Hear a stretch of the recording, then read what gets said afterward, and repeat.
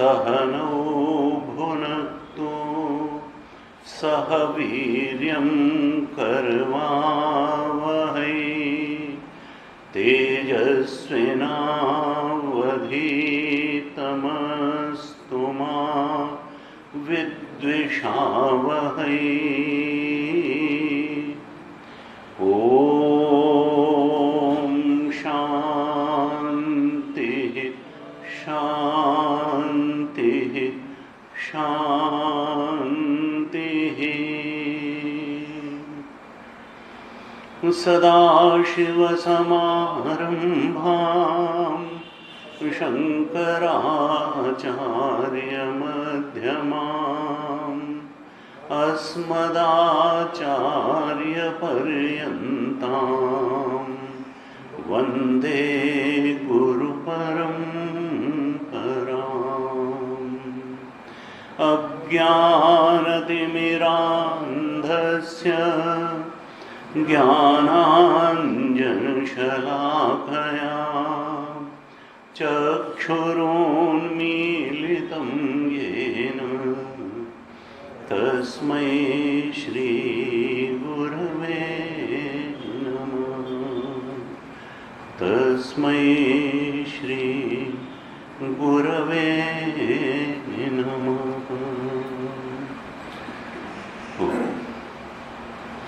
शांति मंत्र का पाठ। ओम भद्रं कर्णेभिः शृणुयाम देवाः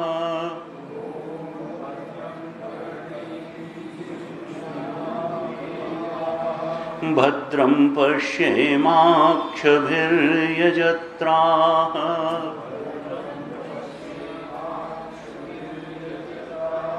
स्थिरैरङ्गैस्तुष्टुवागंसस्तनूभिः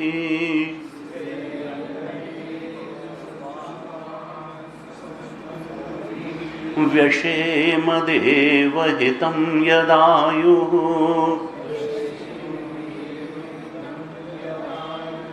स्वस्ति न इंद्रो वृद्धश्रवाः स्वस्ति नः पूषा विश्ववेदाः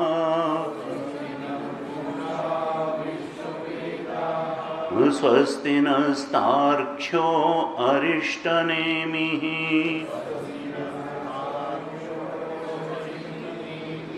स्वस्ति नो बृहस्पतिर्दधातु ओम शांति शांति शांति।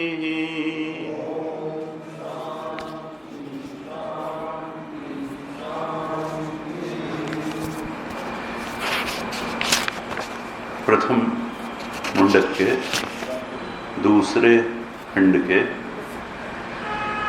11वें मंत्र से पाठ है। 1, 2, 11।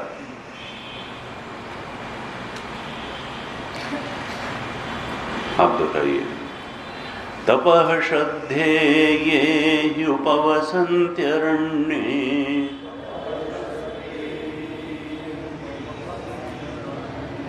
शांता विद्वांसो भैक्ष्यचर्यां चरन्तः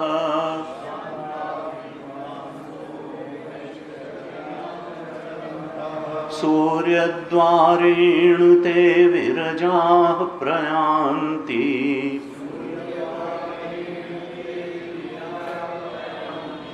यत्रामृतः स पुरुषो ह्यव्ययात्मा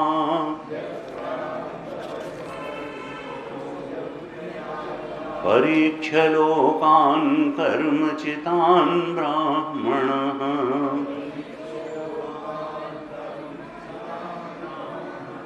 निर्वेदमायान्नास्त्यकृतः कृतेन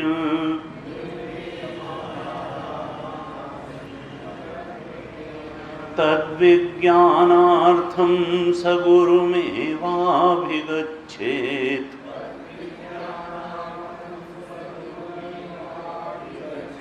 समित् पाणिः श्रोत्रियं ब्रह्मनिष्ठम्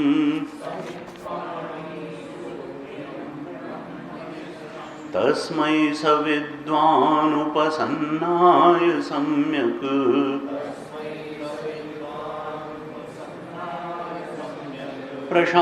प्रशान्तचित्ताय शमान्विताय येनाक्षरं पुरुषं वेद सत्यम् प्रोवाच तां तत्त्वतो ब्रह्मविद्याम् तदेतत् सत्यं यथा सुदीप्तात् पावकाद् विस्फुलिङ्गाः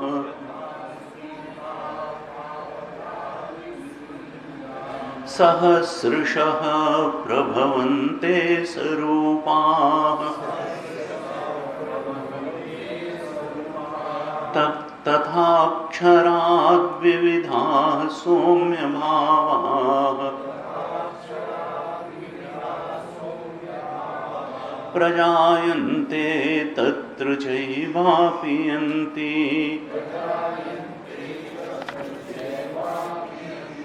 दिव्यो ह्यमूर्तः पुरुषः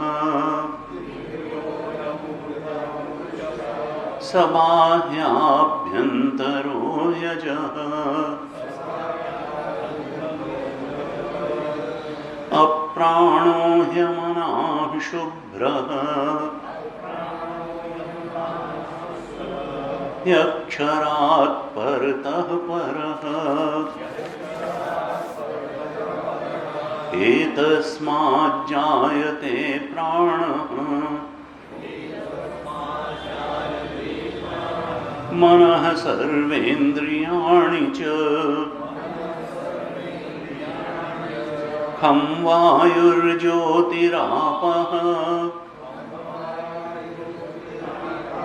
पृथिवी विश्वस्य धारिणी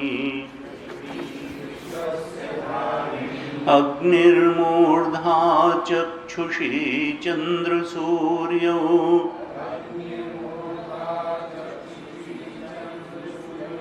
दिशः श्रोत्रे वाग्विव्रताश्च वेदाः वायुः प्राणो हृदयं विश्वमस्य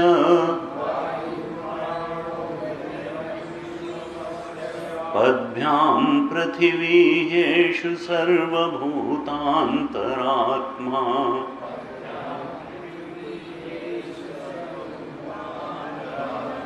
तस्मादग्निः समिधो यस्य सूर्यः सोमात् पर्जन्यः ओषधयः पृथिव्याम् पुमान् रेतः सिञ्चति योषितायाम् बह्वीः प्रजाः पुरुषात् सम्प्रसूताः तस्माद्ऋचः साम्यजूंषि दीक्षा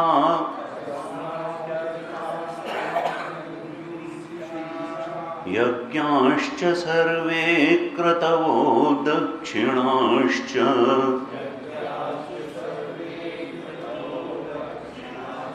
संवत्सरश्च यजमानश्च लोकाः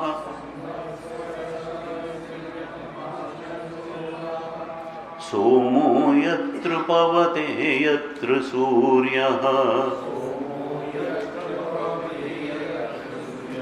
तस्माच्च देवा बहुधा सम्प्रसूताः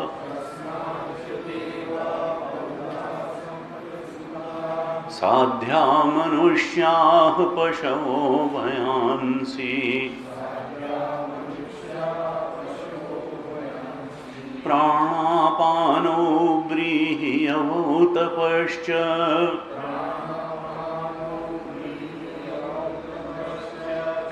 श्रद्धा सत्यं ब्रह्मचर्यं विधिश्च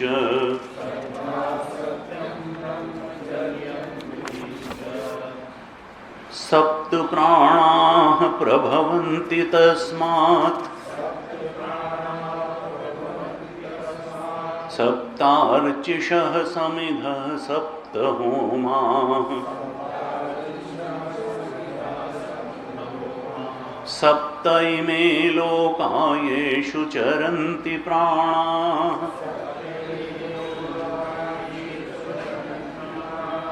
गुहाशया निहिताः सप्त सप्त अतः समुद्रा गिरयश्च सर्वे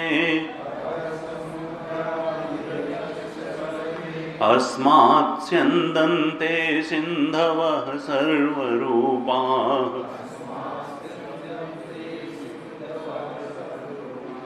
अतश्च सर्वा ओषधयो रसश्च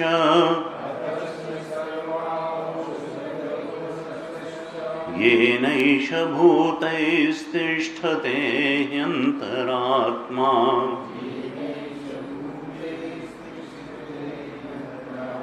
पुरुष एवेदं विश्वम्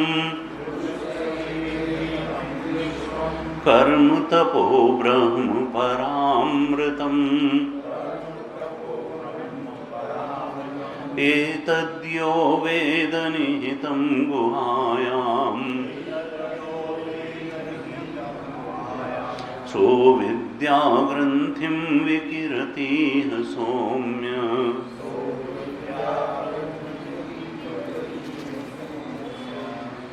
तो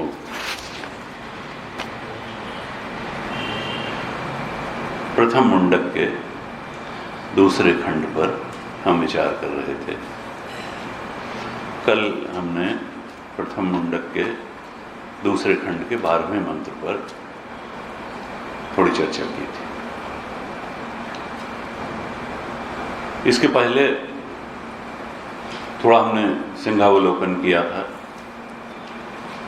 कि श्रुति माता ने कर्म की महानता भी बताई, महिमा बताई और कहा तदेतत् सत्यम, ये कर्म जो है इसको हे साधक तुम छोटा करके मत आंकना। क्यों? क्योंकि अगर तुम्हारे अंदर कामनाएं हैं तो फिर तुम्हारा रास्ता कर्म से ही होकर के जाता है। तुम कर्म करो लेकिन देखो दुष्कर्म मत करना। दुष्कर्म करोगे तो फिर विपरीत परिस्थितियां झेलोगे और जो है उसकी तो बात ही श्रुति ने नहीं की। श्रुति केवल सकाम कर्म करने वालों का, सकाम सत्कर्म करने वालों की और निष्काम कर्म करने वालों की बात करती है। कहा देखो साधक तुम सत्कर्म करो और सत्कर्म से भी बढ़ करके निष्काम कर्म करो। अगर निष्काम कर्म तुम करोगे तो तुम्हारा अंतःकरण शुद्ध होता चला जाएगा, निर्मल होता चला जाएगा और तुम अगली स्थिति को अंतःकरण की प्राप्त होते चले जाओगे। तो कर्म के बारे में श्रुति माता ने बताया कि देखो तुम उच्चतर लोकों को प्राप्त कर लोगे, पितृलोक को, स्वर्गलोक को जाओगे, लेकिन देखो ये मत समझना कि इससे तुमको मोक्ष की प्राप्ति हो जाएगी। निष्काम कर्म भी अंतःकरण की शुद्धि कराने वाला होगा। तुमको कर्म के आगे मुक्ति प्राप्त करने के लिए कुछ करना ही पड़ेगा।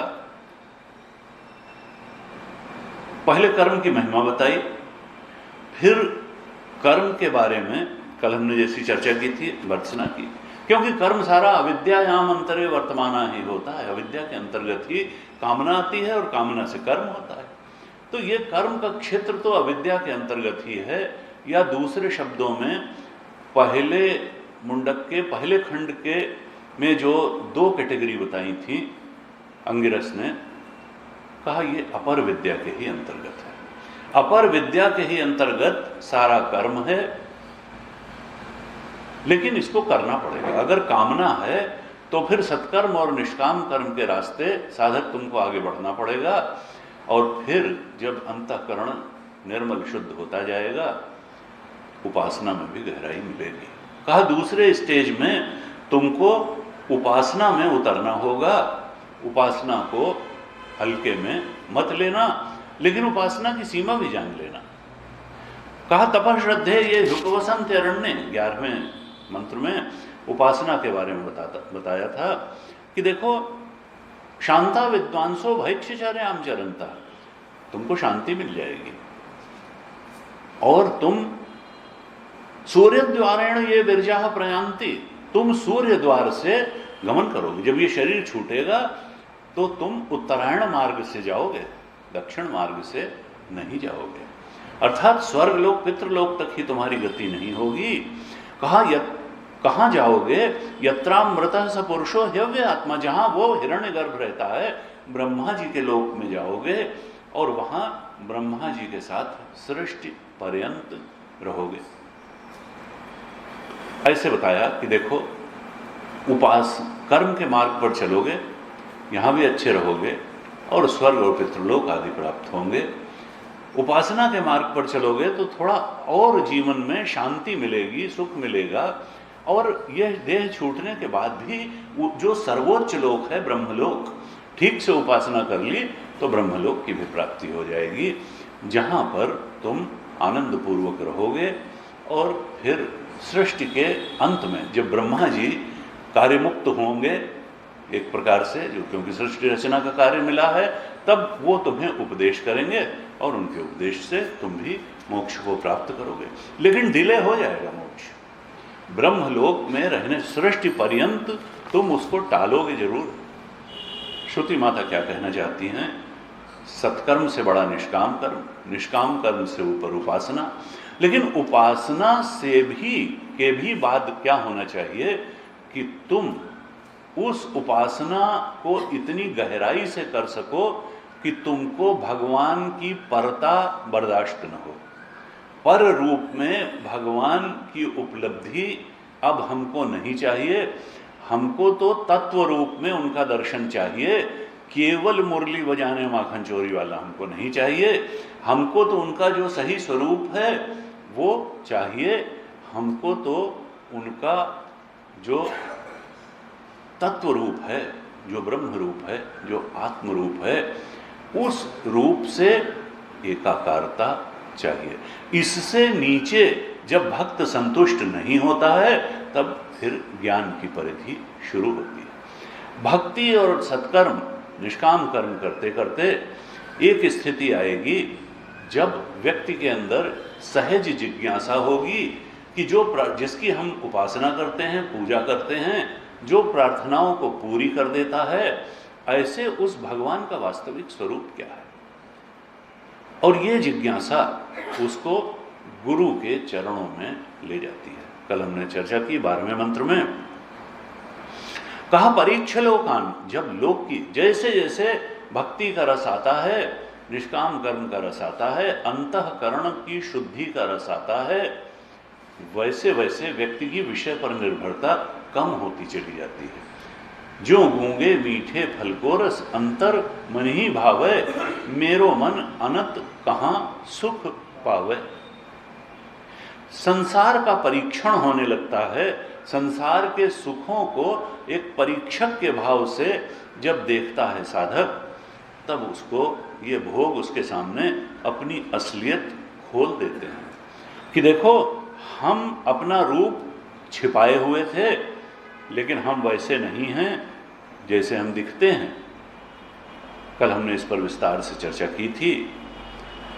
कहा कि देखो किसका उस ज्ञान में, और ज्ञान का अर्थ क्या है, जिसको प्रथम खंड में प्रथम मुंडक के कहा था पराविद्या।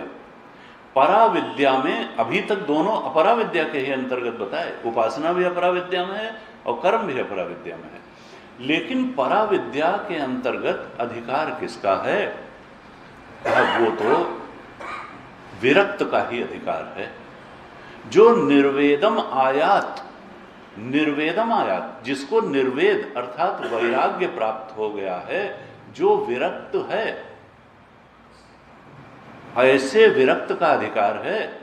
और उसको एक नाम दिया 12वें मंत्र में, ब्राह्मण। ब्राह्मण का अर्थ कोई जातिगत या शरीर का ब्राह्मण नहीं है, हमने कल चर्चा की थी। कहा ये परीक्षण करके लोक का जो निर्वेद को प्राप्त हो गया।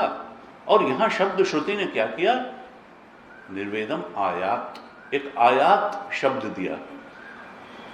हमको किसी चीज का आयात करना होता है तो क्या अपने आप आयात हो जाता है? उसके लिए प्रयास करना पड़ता है। यहां कहा आयात। साधक ये मत समझना कि अपने आप निर्वेद प्राप्त हो जाए। You have to do something. क्या समथिंग? परीक्षण। लोक का परीक्षण करना पड़ेगा तब निर्वेदम आयात होगा, अपने आप नहीं हो जाएगा। इसलिए शब्द लिखा आयात। निर्वेद के लिए तुमको सक्रिय होकर के प्रयास करना पड़ेगा, तुमको लोक का परीक्षण करना पड़ेगा, इस लोक के भोगों, परिस्थितियों, सुख दुख सबका परीक्षण करना पड़ेगा, समग्र जीवन का परीक्षण करना पड़ेगा, अपने या औरों के।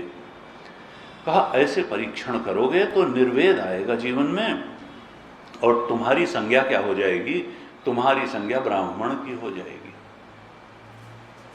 कल हमने चर्चा की थी, भाष्यकार ने भाष्य में लिखा कि निर्वेद ब्राह्मण कौन है? कहा सर्वत्यागेन अधिकार, जिसका सर्वस्व त्याग में, यानी अब उसको यह अमूत्र फलभोग विरागा ही नहीं, उसने प्रत्यक्ष प्रमाण का भी प्रयोग किया, अनुमान प्रमाण का भी प्रयोग किया और आगम प्रमाण का भी प्रयोग किया, और तीनों प्रमाणों के प्रयोग से परीक्षण किया उसने। और तब उसको जो भी ऑब्जेक्टिव है उसको लगा कि ये तो अनित्य है, विनाशी है, और ये तो पाने योग्य नहीं है। क्यों? क्योंकि मुझे क्या चाहिए?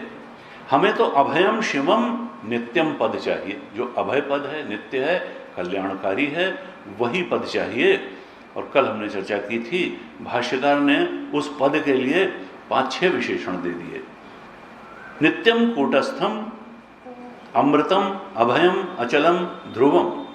ऐसा जो वो पद है जो नित्य है, कूटस्थ है, अमृत है, अभय है, अचल है, ध्रुव है, मुझे तो ऐसा पद चाहिए। और ये तय हो गया कि कर्म से जो प्राप्त होता है वो तो काल में नष्ट हो जाता है। कोई नित्य वस्तु कर्म से प्राप्त होनी नहीं है।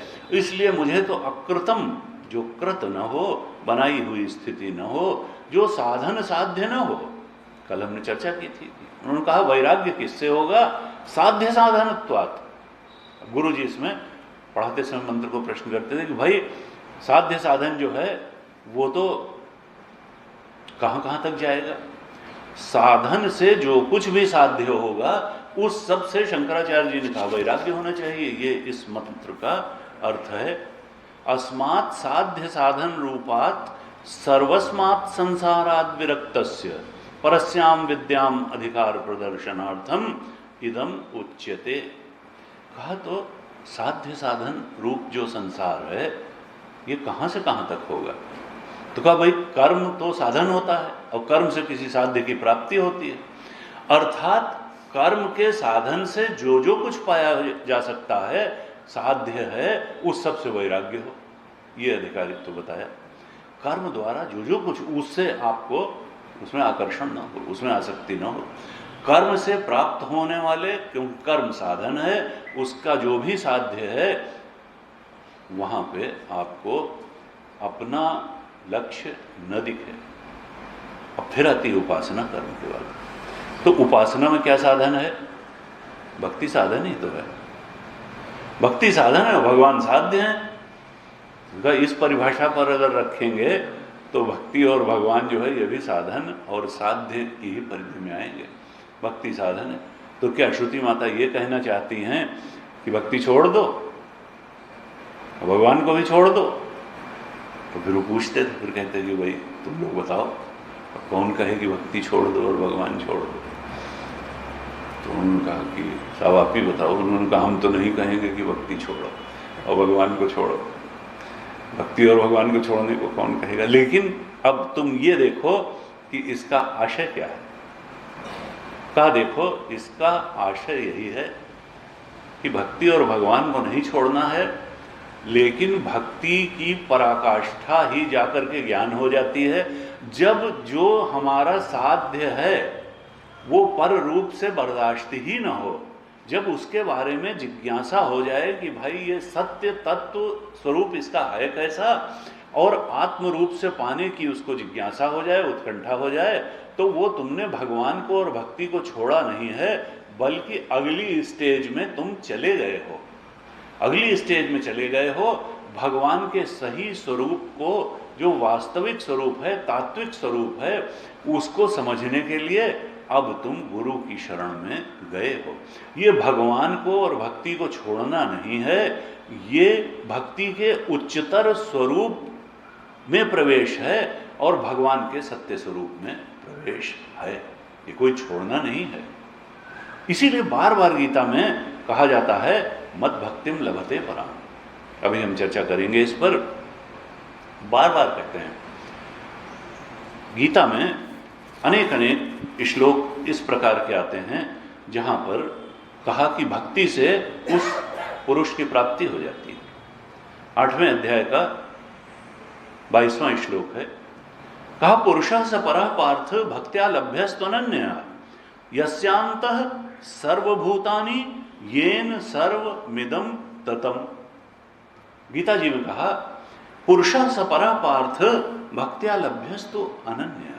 वो परम पुरुष जो है वो अनन्य भक्ति से उपलब्ध हो जाता है। अब ये कंफ्यूजन हो जाएगा कि भाई अभी तो कभी कहते ज्ञान से उपलब्ध हो जाएगा, कभी कहते भक्ति से उपलब्ध हो जाएगा। तो ये चक्कर गुरुदेव ने बहुत स्पष्ट रूप से अपनी कमेंट्री में बार बार ये गीता में लिखा कि देखो इस कंफ्यूजन में नहीं रहना चाहिए कि ज्ञान भक्ति से कुछ अलग है, दोनों की पराकाष्ठा एक है। उन्होंने इस मंत्र की श्लोक की कमेंट्री में आप लोग देखिएगा लिखा, बहुत स्पष्ट रूप से लिखा कि देखो एक भगवान का एक तो जो अवतारी रूप है वो हम देखते हैं और जनरली भक्त लोग उसी को अंतिम रूप मान करके और पर रूप से उसकी उपासना को ही उपासना मान करके अंतिम बात मान लेते हैं। गुरुदेव ने कहा कि भाई गीता का यह आशय नहीं है। जब गीता जी कहती हैं कि पुरुषः स परः पार्थ भक्त्या लभ्यस्तु अनन्य, वह परम पुरुष अनन्य भक्ति से उपलब्ध हो जाता है। और कहा यस्यांतः सर्वभूतानि, जिसके अंतर्गत सारे भूत हैं, तात्विक स्वरूप भगवान का बता रहे हैं। यस्यांतः सर्वभूतानि और येन सर्वमिदं ततम्, जो सब कुछ में व्याप्त हैं और सब कुछ का अधिष्ठान हैं, आश्रय हैं, ऐसा वो परम पुरुष कृष्ण तत्व, राम तत्व, भगवत तत्व, आत्म तत्व, ब्रह्म तत्व वो कैसे प्राप्त होगा। कहा भक्त्या तु अनन्या लभ्य। अब ये अनन्य भक्ति है क्या, इस बारे में बहुत कंफ्यूजन हो जाता है। गुरुदेव बार बार कहते हैं कि अनन्य भक्ति का मतलब ये है कि उस परमात्मा से एकत्व की अनुभूति। अनन्य भक्ति का मतलब और कुछ नहीं है। अनन्य भक्ति का मतलब 24 घंटे घंटी बजाना नहीं है। अनन्य भक्ति का अर्थ है, देखिए भक्ति का एसेंस जो है वो भगवान से प्रेम है, भगवान के पारमार्थिक स्वरूप से, भगवान के सत्य स्वरूप से प्रेम, अनन्य प्रेम। जब उनके तात्विक स्वरूप से, उनके नित्य और पारमार्थिक स्वरूप से, उनके सत्य स्वरूप से गहरा से गहरा प्रेम होता है, तब दूरी सही नहीं जाती है। तब फिर जो मिथ्या वस्तु है, चाहे वो शरीर हो, चाहे वो मन हो, चाहे बुद्धि हो और चाहे इनके द्वारा अनुभूयमान जगत हो, इनसे वैराग्य होता है। भक्ति भी वैराग्य का स्रोत है। कल हमने चर्चा की थी, तुलसी बाबा ने कहा धर्म ते विरति और जोगते ज्ञान, ज्ञान मोक्ष प्रद वेद वखाना। रामगीता में लक्ष्मण जी को भक्ति का उपदेश करते हुए भगवान ने यह कहा कि धर्म ते विरति, धर्माचरण करोगे तो अधर्म से तो उतना तो वैराग्य हो ही जाएगा। धर्म ते विरति, योग ते ज्ञान, ज्ञान मोक्ष प्रद वेद बखान। कहा कि देखो यहां गीता जी में भगवान कृष्ण बार बार कहते हैं, पुरुषः स परः पार्थ भक्त्या लभ्यस्त्वनन्या यस्यांतः स्थानि भूतानि येन सर्वमिदं ततम्। जिसमें सारे ये भूत रहते हैं, जो कण कण में व्याप्त है, ऐसा वो तत्व अपने लिए नहीं कहा, यहां तो माम भी नहीं कहा। भक्त्या स परः पार्थ, वह परम पुरुष कैसे प्राप्त होता है? तो कहा देखो, वो जब अनन्य प्रेम, बहुत ज्यादा प्रेम होगा उसके पारमार्थिक स्वरूप से, सच्चे स्वरूप से, तब फिर यह संसार से भी वैराग्य होगा और शरीर से भी बहुत आसक्ति नहीं रह जाएगी। मीराबाई ने इसी स्थिति में पहुंच करके कहा, यह संसार कुस और कांकर उलझ ही मर जाना है। ये संसार जो है, ये मत समझना कि यहाँ बड़ी जो है फूलों की सेज है। कहा यह संसार कुश और कांकर, ये तो कुश और कांकर है, और यहाँ बहुत ज्यादा अगर उलझोगे तो उलझ ही मर जाना है। यहाँ पर कुछ जो है बहुत सार्थकता, कोई तृप्ति, संतुष्टि, शांति मत सोचो कि मिलेगी। वैराग्यम है वो भयम, वैराग्य हो ही जाएगा। परीक्ष लोकान से निर्वेदम आयात होगा ही, ब्राह्मण बनोगे और ब्राह्मण का ही अधिकार है। कहा देखो, ये जब अधिकारित्व होता है, भक्ति अपनी पराकाष्ठा की तरफ बढ़ना शुरू होती है, अर्थात भगवान के सत्य स्वरूप से प्रेम बढ़ना शुरू होता है, तो वो प्रेम जिज्ञासा का रूप ले लेता है। भक्ति जिज्ञासा का रूप ले लेती है, भगवान को जानने की इच्छा है कैसा स्वरूप। और वो जब जिज्ञासा उस भक्त के, साधक के हृदय में उत्पन्न होती है, तब उसके जीवन में आत्मतत्व की खोज भी प्रारंभ हो जाती है। अब उसको भगवान की परता सही नहीं जाती, उसको लगता है कि देखो जो पर रूप से मिलेगा, असल में बड़ी मजे की बात यह है कि चेतन हमेशा आत्म रूप से ही मिलता है। पर रूप दूसरे में तो हम आरोपण करते हैं, एक अनुमान करते हैं कि ये चेतन को मैं करके हम अपने अंदर से ही जानते हैं। चेतन जब भी अनुभव में आता है वो आत्म रूप से ही आता है।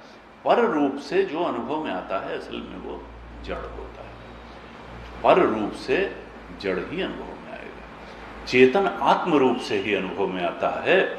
तो जब तक भगवान को आत्म रूप से नहीं जाना, उनके चेतन स्वरूप को अभी हमने जाना ही नहीं है।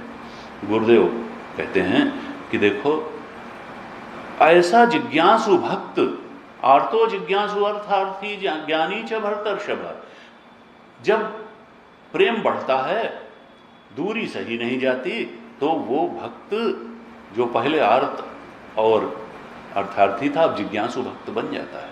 जिज्ञासा उत्पन्न होती है, उनके सत्स्वरूप की खोज शुरू होती है, आत्म तत्व की खोज शुरू होती है। फिर एक दिन ऐसा भी आता है जब ये अनन्य भक्ति बढ़ती चली जाती है, तब उस भगवत तत्व के साथ एकत्व की अनुभूति हो जाती है, और उस भक्त साधक का अनुभव हो जाता है कि ये आत्ममय हूं। ये कोई भक्ति के विपरीत बात नहीं है, ये भक्ति की पराकाष्ठा है। कहा कि 11वें अध्याय के अंत में भी कहा भगवान ने, भक्त्या तु अनन्या शक्यम अहम एवं विधोर्जुन। अनन्य भक्ति से मैं प्राप्त हो जाता हूं। कैसे प्राप्त हो जाता हूं? कहा ज्ञातुम दृष्टुम च तत्वेन प्रवेष्टुम च परंतप। मैं जान भी लिया जाता हूं, ज्ञातुम देख भी लिया जाता हूं, द्रष्टुम ज्ञातुम द्रष्टुम च तत्वेन प्रवेष्टुम, तत्व रूप से साधक मुझ में प्रवेश भी पा जाता है। ज्ञातुम दृष्टुम च तत्वेन प्रवेष्टुम च परंतप। इसीलिए भगवान शंकराचार्य ने भक्ति की परिभाषा क्या दी? कई बार लोग उससे जो विदग्ध हैं, उन्होंने कहा स्वस्वरूपानुसंधानम भक्ति है।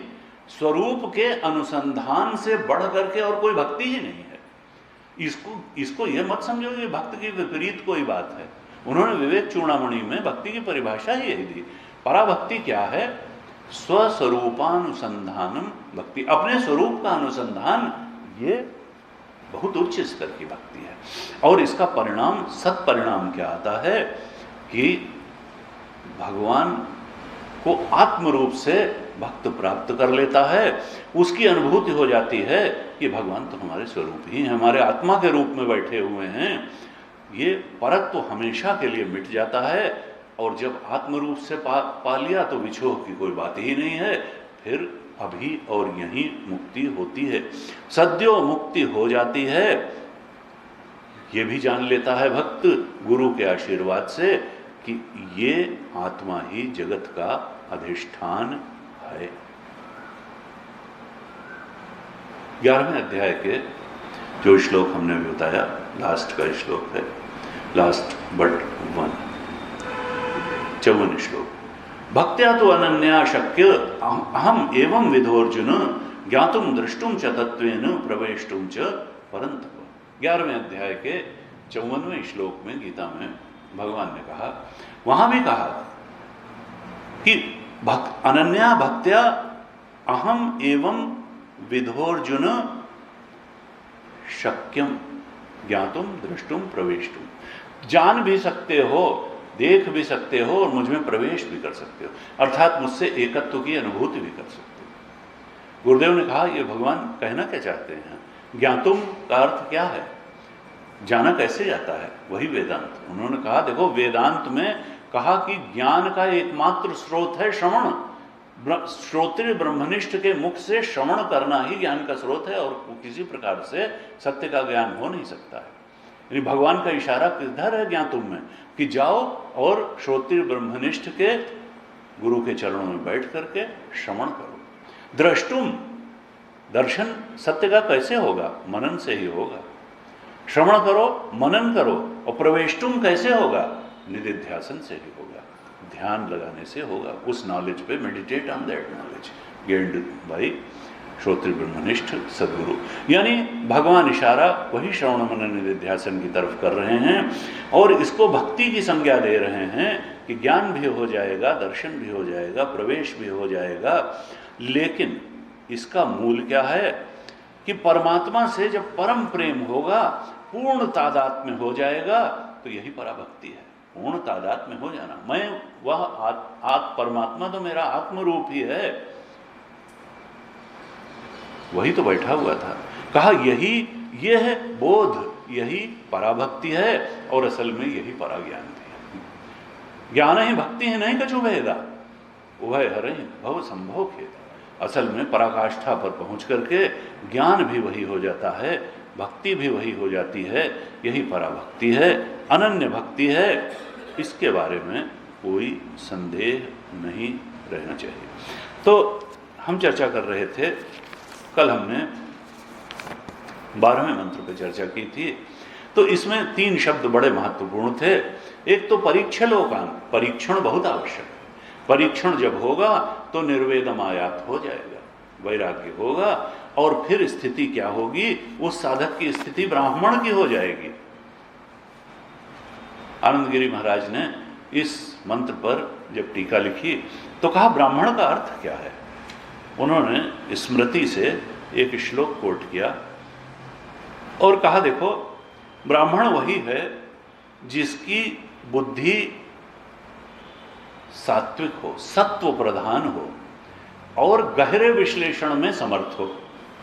सत्य का और सत असत का, नित्य अनित्य का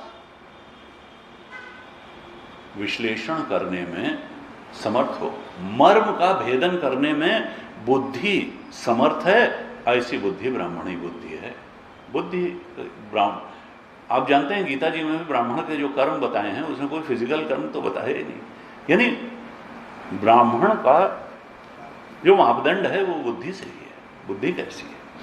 यहां कहा, श्लोक लिखा है एक स्मृति का, न एतादृशम ब्राह्मणस्य अस्ति वित्तम, न एतादृशम ब्राह्मणस्य अस्ति वित्तम। इससे, इसके सदृश ब्राह्मण का और कोई वित्त अर्थात धन नहीं हो सकता। ब्राह्मण वो नहीं है जो इंडस्ट्री लगाए पैसे के पीछे भागे, वो तो वणिक है। कहा ब्राह्मण का वित्त क्या है? इससे बढ़ करके ब्राह्मण का वित्त और कुछ नहीं हो सकता है। फिर 4-5 चीजें बताई। यथा एकता समता सत्यता च। ब्राह्मण का वित्त क्या है? एकता। वो तो एकत्व को देखता है, वो पृथकत्व को नहीं देखता है। पृथकत्व तो माया में होता है, भगवान तो एक है। उसका जो वित्त है वो एकता है, समता है और सत्यता है। वो सत्य का सत्यान्वेषी है और वो एकता देखता है, वो समता देखता है। 3 बातें ये बताई। ब्राह्मण का वित्त क्या है? एकता समता सत्यता च। फिर कहते हैं शीलम। ब्राह्मण का वित्त शील है, शीलवान होगा। वो टिट फॉर टैट नहीं होगा कि इसने हमको ऐसे कहा तो हमने भी ऐसे कह दिया ना। वो उसका अपना स्तर है, वो अपने हिसाब से कहेगा, हम अपने हिसाब से व्यवहार करेंगे। ये नहीं है कि सामने वाले के व्यवहार से हमारा व्यवहार गवर्न नहीं होगा। गुरुदेव कहते थे you must act, you should not react. आपको भी रिएक्टिव ना हो, रिएक्ट मत करें, एक्ट करें। यहां कहा शीलम, शीलवान होगा। ब्राह्मण का वित्त क्या है? चौथी चीज बताई, शील। कहा कि स्थिति दंड निधानम। कहां उसकी स्थिति है? बदला लेने में है। कहा नहीं, दंड निधानम यानी बदला लेने का जो दंड वाली एक होती है कि इसने ऐसे किया तो हम भी इसको दंड दें, वो तो उसने रख दिया। उसने बदला लेने वाला जो दंड उसके पास जैसे था कि अब हम भी इसको ऐसे करेंगे, यानी अहिंसक है। बदला लेने की बात नहीं उसके। स्थिति दंड निधान, दंड निधान, उसने तो उस दंड को ही रख दिया। अब प्रतिशोध की वृत्ति में वो नहीं जी रहा है, वो तो अहिंसा में जी रहा है। तो कहा देखो ब्राह्मण का वित्त क्या है? एकता समता सत्यता शील स्थिति दंड निधानम। वो एकता में है, समता है, सत्यता है, शील है और अहिंसा में है। और एक चीज और बताते हैं, ततः ततः उपरमः क्रियाभ्य। देखो बहुत ज्यादा क्रिया बाहुल्य उसके जीवन में नहीं है, बहुत कर्म। यस्य सर्वे समारंभा काम संकल्प वर्जिता, गीता में तो ये कहती है। अब काम संकल्प से तो कोई काम करता ही नहीं है, ईश्वरीय प्रेरणा से जो हो जाए हो जाए। उसका सर्वे समारंभा, कोई भी काम जो है काम संकल्प से नहीं होता है, दैव संकल्प से ही होता है, ईश्वरीय संकल्प। यस्य सर्वे समारंभा काम संकल्प वर्जिता। यहां कहा कि देखो क्रिया बाहुल्य से उपरांत है, जितना काम करने से चल जाए, क्योंकि उसको श्रवण मनन निधिध्यासन के लिए समय चाहिए। गुरु चरणों में अगर गया है तो वहां पर साधना करने के लिए समय चाहिए, इसलिए अन्य कार्यों में क्रिया बाहुल्य से उपरांता का इस प्रकार से जो है वो ब्राह्मण है। ब्राह्मण के व्यक्ति के लिए कहा ये 3 बातें बताई। परीक्षे लोकान, निर्वेदम आयात, ब्राह्मण। और ऐसा जो होगा वो फिर समित पाणी है, विनयी होकर के श्रोत्रिय और ब्रह्मनिष्ठ सदगुरु के चरणों में अभिगच्छेत जाएगा। किस उद्देश्य से जाएगा? उस सत्य तत्व के विज्ञानार्थम, उसको जानने के लिए जो अकृत है। अकृत तत्व जो है, जो है ही प्राप्त से प्राप्ति। हमारा स्वरूप जो है वो कहीं से हम लाए थोड़ा हैं, और सब चीज लाए हैं। ये शरीर भी कर्म से लाए पूर्व जन्मों के, ये बुद्धि भी हमने भोगायतन के रूप में लाए, ये संसार के विषय जो है ये भी भोगने के लिए ईश्वर ने हमारे ही कर्म के कारण बनाए। और हर चीज हम लाए, केवल अपनी आत्मा को हम नहीं लाए। वो तो हमारा चिरकाल का साथी है, वो तो प्राप्त से प्राप्ति है। कहा ऐसा जो ब्राह्मण है वो उस तत्व को जानने के लिए गुरु के पास जाता है। तो ये अधिकार जो है बताया। पराविद्या में अधिकार बताया, 2 अधिकार बताए 12वें में, कि वो विरक्त है और कहाँ गया है? गुरु के पास गया है। इसका मतलब क्या है? ग्रह त्याग के लिए तैयार है।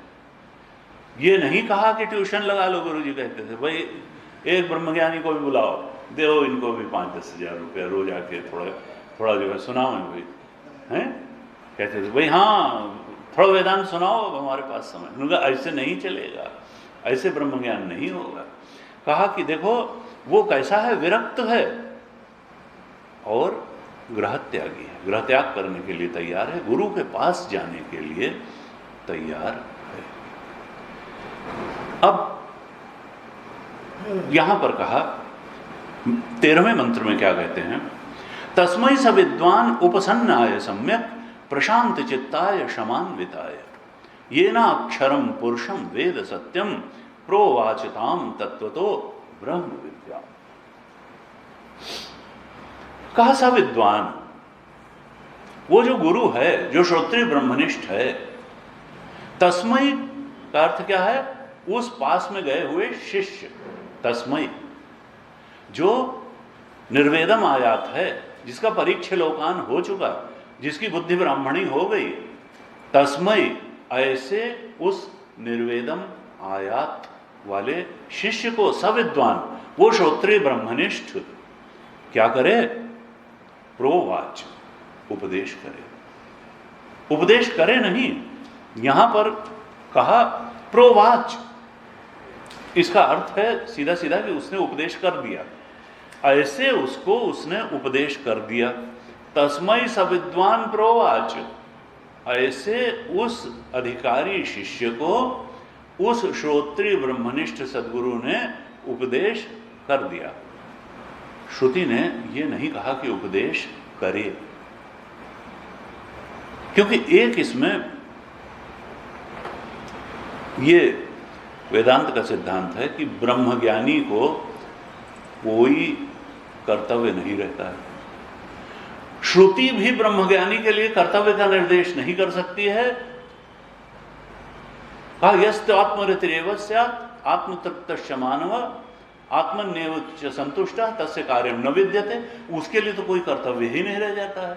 तो श्रुति कैसे कहे कि वो जो आया है उसको तुम उपदेश करो, वो न करे, वो अपने चुप बैठा रहे, और अगर उसकी इच्छा हो तो कर भी सकता है। तो ये नहीं कहती है कि वो उसका कोई जो है उसका, तपोवन जी महाराज कहते थे कि तुम आना, कुटिया खटखटाना नहीं, बाहर बैठे रहना, और अगर 7 से 9 बजे तक मैं खोल दूंगा तो कक्षा हो जाएगी, नहीं तो वापस चले जाना। और कभी 3-3 दिन तक कुटिया नहीं खोलते थे, निधिध्यासन नहीं। तो लेकिन उतने पेशेंस के साथ गुरुदेव ने पढ़ाई करी। यहां पर श्रुति कहती हैं कि वास्तविकता यह है कि जो ब्रह्मविद है उसको श्रुति भी या वेद भी किसी प्रकार के कर्तव्य का विधान नहीं कर सकता कि ऐसा ऐसा जो है होना चाहिए और ऐसा ऐसा नहीं होना चाहिए। अखंड जी महाराज कहते हैं कि कई बार जो है लोग जाते हैं तो वो असल में गुरु की महिमा न समझ करके गुरु को ही आकलन करके सुझाव देने लगते हैं। वो कहते थे ये उसी प्रकार से है जैसे 5 हाई स्कूल में पढ़ने वाला कोई प्रोफेसर को सुझाव देना शुरू कर दे।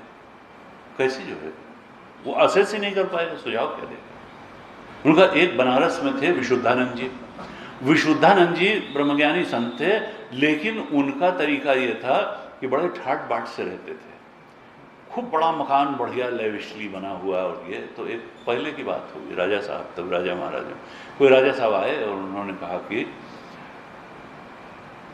स्वामी जी गुरु का लक्षण हमको बताइए, गुरु का लक्षण बताइए। उनका कटाक्ष कहाँ था कि गुरु को, ब्रह्मज्ञानी संत को तो थोड़ा सा अपरिग्रह वाले उसमें रहना चाहिए, आप कितना लेविशली रहते हैं। तो उन्होंने कहा कि विशुद्धानंद जी ने कहा अरे भाई कोई है, कुछ चेले आए, उन्होंने कहा इसका कान पकड़ करके बाहर कर दो, इसका कान पकड़ करके बाहर कर दो। तो भाई अब उनका कान पकड़ा, उसे हाथ पकड़ा, उनको बाहर कर दिया। रात का समय था, ठंड का दिन, लेकिन वो बाहर खड़े रहे, कड़कड़ाते रहे जैसे उन्होंने रात बिताई होगी। लेकिन अब यही है कि साधक रहे होंगे, सवेरे आए और उन्होंने कहा कैसा लगा।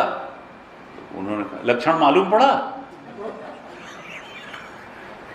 गुरु का लक्षण मालूम हुआ। उन्होंने कहा कृपा है आपकी। उन्होंने कहा गुरु का लक्षण यही है कि तुम्हारे जैसे राजा को वो कुछ नहीं समझता है। ब्रह्मज्ञानी का यही लक्षण, ब्रह्मज्ञानी का यही लक्षण है कि तुम्हारे जैसे राजा के अहंकार को, उसका तो अपना अहंकार गलित हो गया। तो कहा कि देखो, उसके लिए कर्तव्य का विधान न श्रुति करती है न कोई कर सकता है। ब्रह्मविद जो है चाहेगा तो उपदेश करेगा और नहीं चाहेगा तो नहीं करेगा। तो श्रुति ने भी बहुत बचा के कहा, तस्मै स विद्वान प्रोवाच। उस श्रोत्रिय ब्रह्मनिष्ठ ने ऐसे अधिकारी शिष्य को उपदेश कर दिया। गुरु जी कहते थे कि देखो, श्रोत्रिय ब्रह्मनिष्ठ ज्ञानी का ये स्वभाव ही होता है कि वो अधिकारी शिष्य को उपदेश करता है। स्वभाव के कारण करता है, कोई संकल्प से प्रेरित क्रिया के रूप में वो उपदेश नहीं करता है, अपनी संकल्प शक्ति लगा करके वो उपदेश नहीं करता है। वो स्वभाव से, तुलसी बाबा ने इसी को लिखा, गूढ़ तत्व न साधु दुरावें, आरत अधिकारी जो पावें। अगर आरत अधिकारी है, कोई बहुत ज्यादा जिज्ञासु है, तो कोई ज्ञानी व्यक्ति अपने ज्ञान को छिपा करके नहीं रख सकता। ये उसका स्वभाव है श्रोत्रिय ब्रह्मनिष्ठ का कि वो अधिकारी शिष्य को उपदेश करेगा, लेकिन ये उपदेश उसकी संकल्प पूर्वक की गई क्रिया नहीं है। कहा देखो, यहां 13वें मंत्र में कहा, थोड़ा अधिकारित्व के बारे में और बताया। दो बातें पहले बता दी थी कि वो विरक्त है और ग्रह त्याग करने के लिए तैयार है। ग्रह त्याग करके श्रोत्रिय ब्रह्मनिष्ठ सद्गुरु के चरणों में गया है और वैराग्य से संपन्न है। यहां कहा, तस्मै सद विद्वान उपसन्नाय सम्यक। एक तो उपसन्न है। उपसन्न का मतलब क्या है? प्रपन्न। प्रपन्न का मतलब शरणागत। शरणागत भाव से वो सद्गुरु के पास गया है, उपसन्न है, शरणागत होकर के गया है। और उसके चित्त की स्थिति क्या है? चित्त की स्थिति के बारे में दो शब्द श्रुति में लिखे। कहा, सम्यक प्रशांत चित्ताय। पहले तो कहा उपसन्याय सम्यक, सम्यक रूप से शरणागत हुआ है। यानी सम्यक रूप से क्या कहा था पहले? समित पाणी है, यानी विनय के साथ, समिधा के साथ लेकर के गया है। गुरु के प्रति अपनी श्रद्धा का प्रदर्शन करने के लिए थोड़ा समिधा लेकर के गया है, यानी विनय पूर्वक गया है। सम्यक उपसन्ना है, सम्यक रूप से जैसा शास्त्र में बताया गया है उस प्रकार से प्रपन्न है, शरणागत है। और चित्त की स्थिति कैसी है? कहा प्रशांत चित्ता है, उसका चित्त शांत है, उत्तेजना नहीं है, उद्वेग नहीं है, चंचलता नहीं है, तनाव नहीं है चित्त में। कैसा है? प्रशांत चित्ताय है। गुरु जी कहते थे, भाई प्रशांत चित्ताय कैसे हो गया? और हम अगर प्रशांत चित्ताय नहीं हैं तो क्यों नहीं है? कहते देखो, चित्त में उत्तेजना, चित्त में तनाव, चांचल्य, ये सब बाहर की वस्तुओं को महत्व देने से आता है। संसार की वस्तुओं को अगर हम महत्व देंगे तो चित्त में उत्तेजना, चंचलता, तनाव सब आएगा। जब उसको वैराग्य हो गया, निर्वेदम आयात हो गया, तो अब कोई महत्वपूर्ण रह ही नहीं गया। तो अब किस बात का आलंबन लेकर के, उसके पास तो ब्रह्मज्ञान की जिज्ञासा के अलावा कोई आलंबन ही नहीं है चित्त का। चित्त में केवल जिज्ञासा का ही आलंबन है, अन्य कुछ संसार की वस्तु पाने का आलंबन ही नहीं है। तो अब उत्तेजना हो कैसे, चांचल्य हो कैसे और तनाव हो कैसे? तो कहा इसलिए वह कैसा हो गया? प्रशांत चित्ताय हो गया, प्रशांत चित्त हो गया। और भाष्यकार ने जब भाष्य लिखा, कहा तस्मै स विद्वान गुरु ब्रह्मविद उपसन्नाय उपगताय सम्यक यथा शास्त्रम इति एतत्। जैसा शास्त्र में प्रपत्ति की विधि बताई गई है वैसे वह विद्वान गुरु के पास गया और कहा प्रशांत चित्ताय। प्रशांत चित्ताय का भाष्य लिखा भाष्यकार ने, उपरत दर्पादि दोषाय। यानी दर्प आदि दोषों से उपरत हो गया। चित्त में दर्प का दोष होता है, हमको छोटे छोटे अचीवमेंट का जो है घमंड हो जाता है। कहा कि देखो, गुरु जी कहते थे कि अपनी योग्यता के प्रति हमेशा सचेत रहना यही दर्प का कारण है, और यही दर्प का लक्षण भी है कि हमारे पास जो कुछ भी है, चाहे जो योग्यता है, धन की योग्यता है, विद्या की योग्यता है, शरीर सौष्ठव की योग्यता है, कोई भी योग्यता है, उस योग्यता के प्रति हमेशा हमेशा सचेत बना रहना ये दर्प है। यहां कहा भगवान ने उपरत दर्पादि दोषाय, ये दोष है, उपरत हो गया दर्प आदि के दोष से।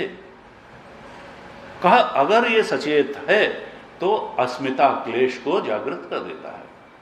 योग दर्शन में 5 क्लेश बताए, अविद्या, अस्मिता, राग द्वेष, अभिनिवेश। अविद्या से अस्मिता का दोष होता है, मैं भी कुछ हूं। उन्होंने कहा नहीं, वो तो मिटने गया है, बनने नहीं गया है। वो अपने जीवत्व का समर्पण करने वहां गया है, सब कुछ का समर्पण करने गया है, वो कुछ बनने नहीं गया है वहां। कहा ये जो दर्प आदि दोष है उससे उपरत है वो, तब प्रशांत चित्त हुआ है। शिष्य का अधिकार बताया, चंचलता नहीं है चित्त में, प्रशांत चित्त है। अब यहां भाष्यकार ने एक शब्द लिखा था उपरत। हम जानते हैं षट संपत्ति में जो तीसरी संपत्ति बताई जाती है वो है उपरामता। शम, दम, उपरति, तितिक्षा, श्रद्धा और समाधान, ये 6 संपत्तियां बताई भाष्यकार ने आत्मबोध के लिए। और इसमें कहा कि देखो ये वास्तविक संपत्तियां हैं जीवन में, बाहर की संपत्ति तो अभी मिली है, अभी चली जाएगी, ये तो हमेशा रहेंगी। जीव की ये चूंकि सद्गुण हैं तो ये अगले जन्म में भी जाएंगी। इसलिए शम की संपत्ति यानी मन का संयम, दम की संपत्ति इंद्रिय संयम, तितिक्षा की संपत्ति शरीर को थोड़ा तपाना अपने लक्ष्य की प्राप्ति के लिए, श्रद्धा और समाधान एकाग्रता, चित्त की एकाग्रता। तो कहा उपरामता, उपराम का कहा कि लक्ष्येतर में अपने समय और ऊर्जा का निवेश न करना, यह है उपरामता। यानी जो लक्ष्य है, अब यहां इनका लक्ष्य क्या है, इनका लक्ष्य केवल ब्रह्म विद्या, ब्रह्म पराविद्या में स्थित होना है, पराविद्या को प्राप्त करना है, ब्रह्मबोध में स्थित हो जाना। इसके अलावा ये उस शिष्य का और कोई लक्ष्य ही नहीं है। कहा कि देखो, इसलिए कहा कि उपरामता है उसके जीवन में होनी चाहिए, साधक के जीवन में। गुरु जी कहते थे कि देखो कई बार हम सोचते हैं कि हम निषिद्ध क्षेत्र में तो जा नहीं रहे, हम कोई ऐसा काम तो कर रहे हैं जो शास्त्र से निषिद्ध हो, बड़े बूढ़ों ने जिसको मना किया हो, समाज में जिसको गंदी दृष्टि से देखा जाता हो, तो ठीक है। उन्होंने कहा नहीं, अगर आपका एक लक्ष्य है तो चाहे वो विहित क्षेत्र में भी है और लक्ष्य की तरफ बढ़ाने वाला नहीं है तो आपको उससे उपराम होना चाहिए। चाहे वो निषिद्ध क्षेत्र नहीं भी है तो भी अगर लक्ष्य की ओर ले जाने वाला नहीं है तो उसमें समय और ऊर्जा लगाने की क्या आवश्यकता है। लक्ष्येतर से में समय और ऊर्जा का निवेश न करना, लक्ष्य प्राप्ति के लिए ही अपने समय और ऊर्जा का निवेश करना, ये संपत्ति अगर जीवन में आ जाए तो इसी को कहते हैं उपरामता। उपरामता ये साधक के अंदर होनी चाहिए। और इस विद्वान के अंतर्गत, इस शिष्य के अंतर्गत यह उपरामता का अधिकारित्व है, अर्थात वो पूर्ण समय और ऊर्जा को लगाता है। गुरु जी कहते थे जरा अपना अपना भी देख लेना, जो हम लोगों को पढ़ाते थे कि कितनी देर मोबाइल से घर पे बात होती है, कितनी, तो कहते थे अब अगले बैच से मैं मोबाइल बंद ही करवा दूंगा, हैं कितनी देर जो है वो वहाँ योल कैंट घूमने जाया जाता है, फिर धर्मशाला जाया जाता है, फिर यहाँ फिर वहाँ। तो भाई लक्ष्येतर में क्यों अपने समय, जबकि यहाँ तो ये है कि आप को सब कुछ आश्रम कर रहा है, आपको कहीं कपड़ा खरीदने जाने की ज़रूरत नहीं है, कहीं भोजन के लिए जाने, हर चीज़ तो यहाँ उपलब्ध है। फिर लक्ष्येतर में समय और ऊर्जा का निवेश क्यों? अब आदमी कहता है भाई उसके बिना आनंद नहीं आता, थोड़ा डाइवर्जन तो चाहिए ना स्वामी जी, थोड़ा डाइवर्जन तो चाहिए। अब एक मोनोटोनी हो जाती है ना एक ही बात करते करते। वो कहते हैं नहीं, मोनोटोनी होती है तो साधु लोग भी ऐसा नहीं है, थोड़ी देर जप करते हैं तो फिर श्रवण कर लेते हैं, फिर सत्संग कर लेते हैं, उसके बाद में थोड़ी देर ध्यान कर लेते हैं। तो उसी में बहुत सारी चीज़ें की जा सकती हैं। थोड़ा किसी से जो है चर्चा करिए आए बैठ करके, तो उसी लक्ष्य की तरफ बढ़ने के लिए अनेक अनेक विधियां निकाली जा सकती हैं, लेकिन जो लक्ष्यानुकूल होंगी, लक्ष्येतर नहीं होंगी। जरूरी नहीं है कि डाइवर्जन के लिए लक्ष्येतर में जाया ही जाए। तो यहां कहा उपरत दर्पादि दोषाय, 3 चीजें बता दी। विरक्त है और गृहत्यागी है, ये पहले श्लोक में बताया। अब बताया कि प्रशांत चित्ताय है, उपरत दर्पादि दोषाय है, और सम्यक उपसन्नाय है, सम्यक रूप से शरणागत हुआ है जाकर के। एक और बताते हैं अधिकारित्व, 5वां अंतिम, कि शमान्विता है। देखो उसके जीवन में शम है, शम अन्वित है, यानी शम से भरा हुआ है। शम का सामान्य रूप में अर्थ क्या होता है? मन का संयम।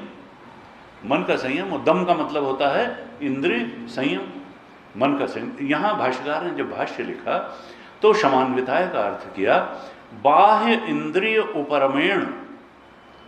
यहां उन्होंने मन का संयम के बजाय इंद्रिय का संयम बता दिया। यही भाष्य की खूबी होती है कि जहां जिस चीज का, क्योंकि पहले प्रशांत चित्ताय बता चुके, तो शम का मन संयम तो प्रशांत चित्ताय में ही आ गया, तो इसका अर्थ वही तो नहीं हो जाएगा प्रशांत चित्ताय। यहां कहा इसका अर्थ है इंद्रिय, बाह्य इंद्रिय उपरमेण। वहां दर्पादि दोष से उपरत बताया था, यहां कहा इंद्रिय, बाह्य इंद्रियों के जो अर्थ हैं उनसे उपरांता, उनसे विरक्त है। बात वही है, लक्ष्येतर में अपने इंद्रिय व्यवहार को नहीं लगाता है। इंद्रियों का व्यवहार न निषिद्ध क्षेत्र में करने का तो सवाल ही नहीं है, लक्ष्येतर में भी नहीं करता है। क्यों? गुरु जी कहते थे इट ईट्स टाइम, यह आपका समय नष्ट कर देता है, किल कर देता है। और वो कहते हैं मॉडर्न कंटेक्स्ट में अगर उपरामता को देखा जाए तो इसका एक छोटा सा मतलब है टाइम मैनेजमेंट। उपरामता का अर्थ क्या है? Time management.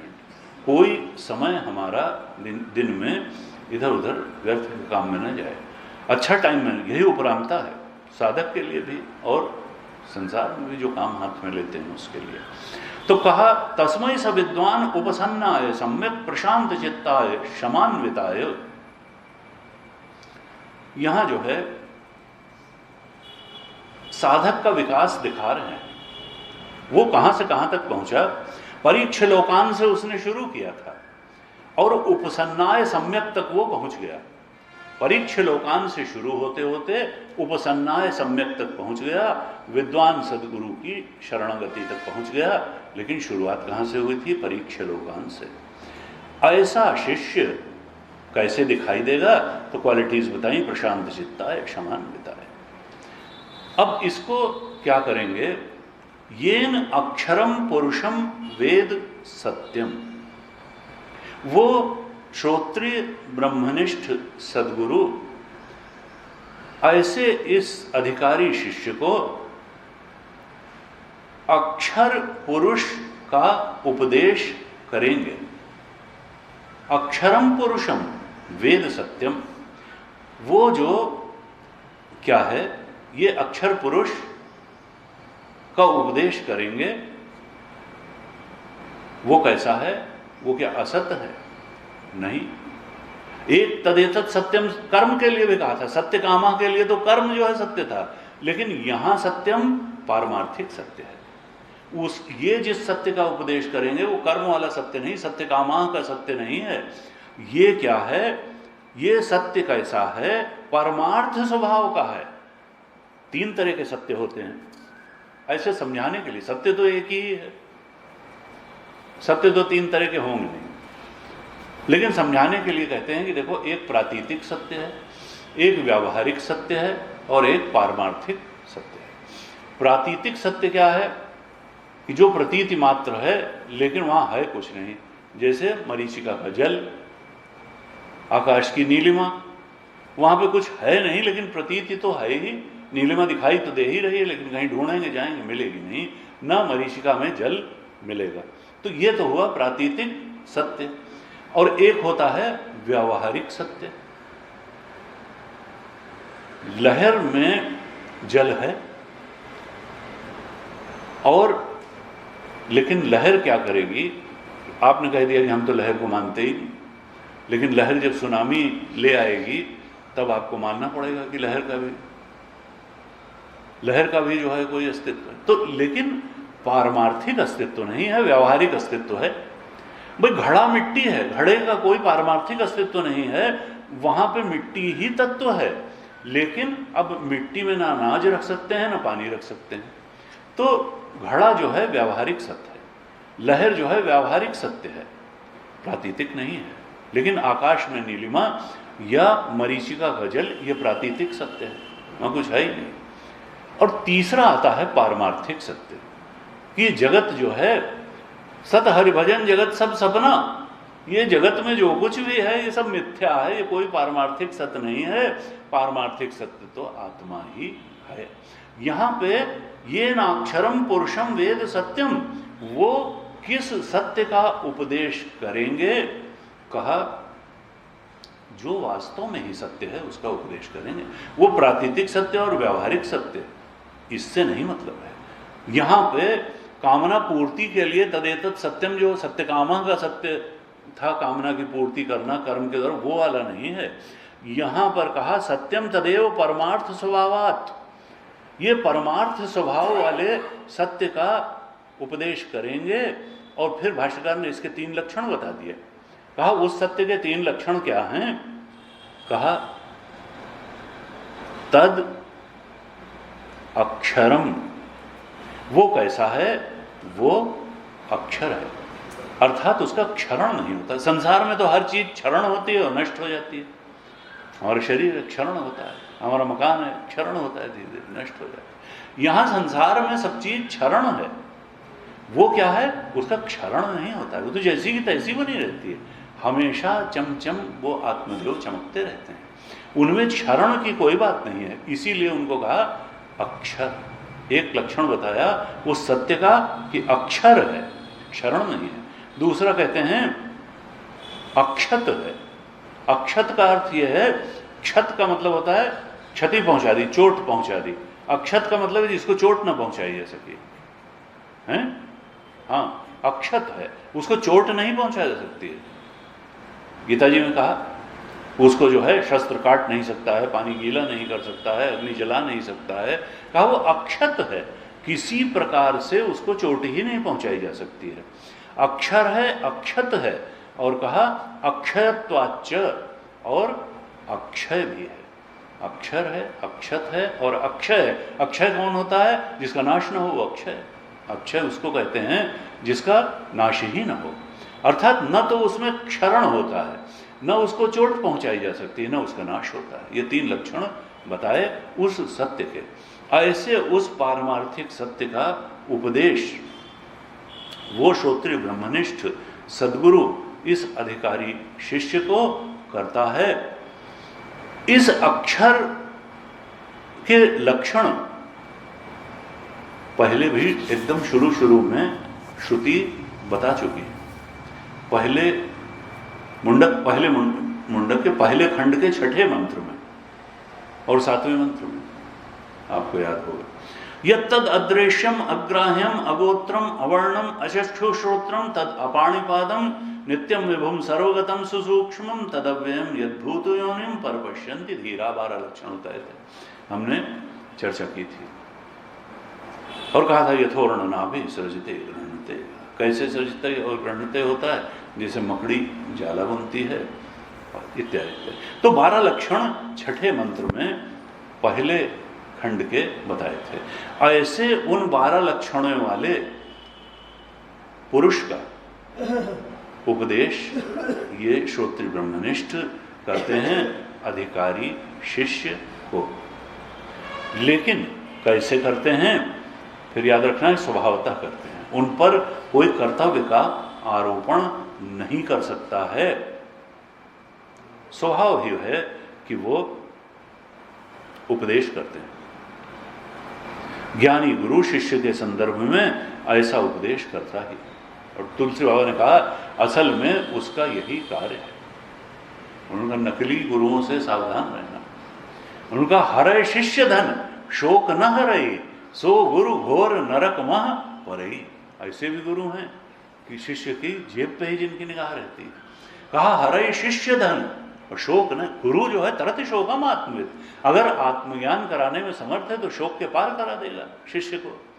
तो हरय शिष्य धन शोक न हरई, अगर वो शोक का हरण नहीं करता है, खाली उसके धन का हरण करता है, कहा सो गुरु घोर नरक मह परई। ये गुरु के लिए नहीं है, नकली गुरु है। कहा श्रोत्री ब्रह्मनिष्ठ जो है वो तो ऐसे उस पुरुष का प्रोवाच उसको बताएगा। दूसरे मुंडक के पहले मंत्र का थोड़ा अर्थ देख लेते हैं। क्या कहते हैं? तदेतत् सत्यम यथा सुदीप्तात् पावकात् विस्फुलिंगाः सहस्रशः प्रभवन्ते स्वरूपाः तथा अक्षरात् विविधाः सौम्य भावाः प्रजायन्ते तत्र चैवा पियन्ति। श्रुति माता कहती हैं तदेतत् सत्यम। कहा अब हम जिस सत्य की बात करने जा रहे हैं वो अबाधित सत्य है। पहले जब हमने कहा था पहले मुंडक के दूसरे खंड के पहले मंत्र में, तो वो तो सत्य कामाह का सत्य था, ये परमार्थ कामाह का सत्य है। कहा यह वास्तविक तदेतत् सत्यम। अब मैं जिस सत्य की बात करने जा रही हूं वो तो अबाधित सत्य है। ये दूसरे स्तर का सत्य है, ये सर्वोच्च सत्य है। कहा इस सत्य का स्वरूप क्या है? इस सत्य से इस जगत की उत्पत्ति कैसे होती है? तो कहा यथा सुदीप्तात् पावकात् विस्फुलिंगाः सहस्रशः प्रभवन्ते स्वरूपाः। जैसे सुदीप्त अर्थात पूरी तरह से जलती हुई, जाज्वल्यमान, पूरी लपटें उठती हुई अग्नि हो, सुदीप्त है, दीप्तिमान लपटें उठती हुई पावक है, अग्नि है। तो अग्नि जब ऐसे लपलपाती हुई जिह्वा के साथ अग्नि जलती है तो उससे चिंगारियां निकलती हैं, चिट चिट करके चिंगारियां निकलती हैं। तो अग्नि तो मानो हवन कुंड में एक तरफ खूब सुदीप्त है, जल रही है, और उससे चिंगारियां कैसी निकलती हैं? अनेक अनेक चिंगारियां। सहस्रशः प्रभवन्ते, बहुत हजारों चिंगारियां निकलती हैं। सहस्रशः, हजारों। अग्नि तो एक जल रही है, उससे हजारों चिंगारियां निकलती हैं। और वो कैसी होती हैं? उनका नेचर कैसा है? उनका नेचर वैसा ही है जैसा अग्नि का नेचर है। स्वरूपा, अग्नि का जो रूप है वही चिंगारी का भी रूप है। यथा सुदीप्तात् पावकात् विस्फुलिंगा, जैसे जलती हुई सुदीप्त अग्नि से चिंगारियां निकलती हैं, हजारों चिंगारियां निकलती हैं, लेकिन स्वरूपा हैं। किस बात में स्वरूपा हैं? कि उनमें वैसी ही दाहकता है जैसी अग्नि में होती है, वैसी ही दाहकता है, और प्रकाश भी है, चमकती भी है, प्रकाश भी है, दाहकता भी है। ऐसे प्रकाश और दाहकता से भरी हुई अनेक अनेक चिंगारियां उस सुदीप्त अग्नि से निकलती हैं, विस्फुलिंगा निकलती हैं। तो ये तो दृष्टांत दिया श्रुति ने, ये दृष्टांत दिया। तो कहा कि अब ये दृष्टांत किस लिए दिया? किस दृष्टांत को समझाने के लिए श्रुति ने अग्नि का दृष्टांत दिया? कहा तथा अक्षरात् विविधा सौम्य भावाः। हे सौम्य, हे अधिकारी शिष्य, उसी प्रकार से उस अक्षर से भावाः अर्थात जीवाः, अनेक अनेक, अक्षर तो एक है, अक्षर तत्व तो एक है, लेकिन जीवाह तो अनेक हैं, भावाह अर्थात जीवाह तो अनेक हैं। कितने प्राणी, कितने इंडिविजुअल्स हैं। जैसे एक सुदीप्त अग्नि से हजारों हजारों उसी की क्वालिटी, उसी के रूप वाली चिंगारियां पैदा हो जाती हैं, उसी तरीके से उस एक अक्षर तत्व से विविध प्रकार के और अनेक जीव उत्पन्न हो जाते हैं। तथा अक्षरात् विविधा सौम्य भावा प्रजायन्ते, प्रजायन्ते माने उत्पन्न हो जाते हैं। उस एक अक्षर तत्व से अनेक अनेक जीव प्रजायन्ते उत्पन्न हो जाते हैं, और केवल उत्पन्न ही हो जाते हैं, कहा नहीं, च एव अपयन्ति, उसी में लीन भी हो जाते हैं। अपयन्ति, उसी अक्षर तत्व से अनेक अनेक जीव उत्पन्न भी होते हैं और उसी में लीन भी हो जाते हैं। अर्थात उत्पत्ति का स्थान भी वही है और लीन होने का स्थान भी वही है। गीता जी में बड़े स्पष्ट रूप से कहा कि देखो, वो जो अक्षर तत्व है वही जीवों का प्रभाव का भी स्थान है, उत्पत्ति का भी स्थान है और लय का भी स्थान है। भगवान ने कहा, प्रभवः प्रलय स्थानम निधानम बीजमव्ययम।